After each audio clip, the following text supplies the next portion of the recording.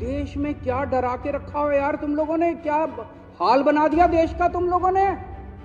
इसी के लिए आजादी की लड़ाई लड़ी थी। मेरे भाई ने अडानी का मुद्दा उठाया, सवाल पूछे संसद में, इसीलिए ये सब हुआ है।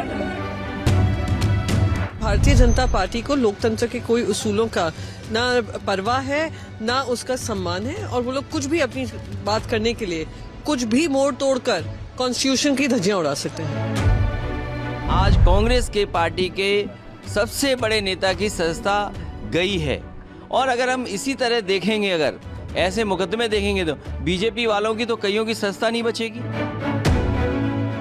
इस सभी दलों को अब ये तय करना होगा नागरिक समाज के साथ मिल करके, लोगों के साथ मिल करके, कि इस तानाशाही मनोवृत्ति को जमींदोज करना होगा। बीते कई महीनों से कांग्रेस नेता राहुल गांधी चर्चा में हैं। चर्चा उस वक्त और तेज हो गई थी जब पिछले साल राहुल गांधी ने भारत जोड़ो यात्रा निकाली थी।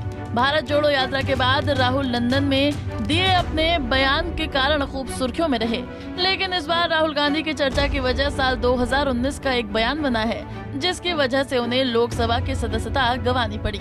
दरअसल सूरत की एक अदालत में राहुल गांधी को मानहानि मामले में 2 साल की सजा सुनाई, जिसके बाद शुक्रवार को लोकसभा सचिवालय की तरफ से उनकी सदस्यता रद्द करने का आदेश जारी कर दिया गया।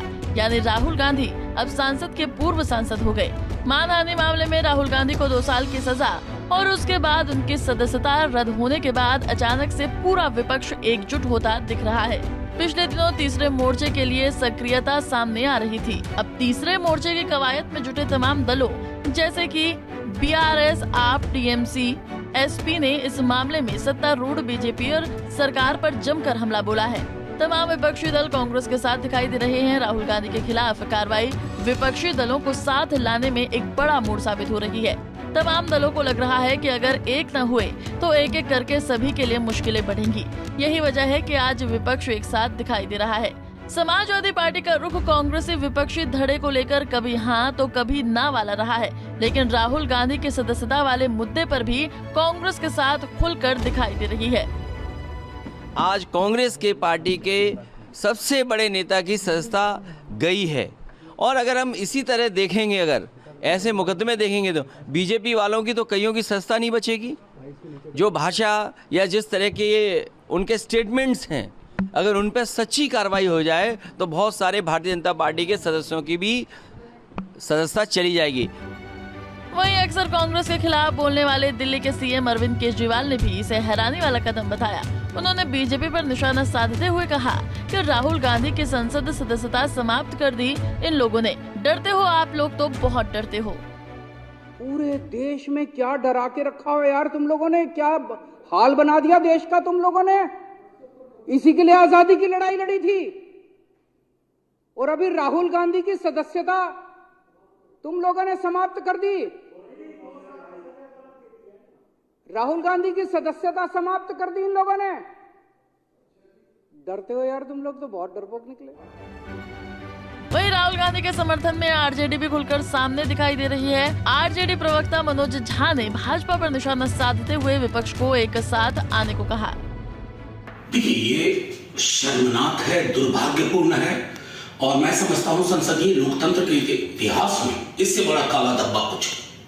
जिस तीव्रता से ये निर्णय लिया गया, जिसके पीछे आधारहीन तथ्य और तर्क रहे।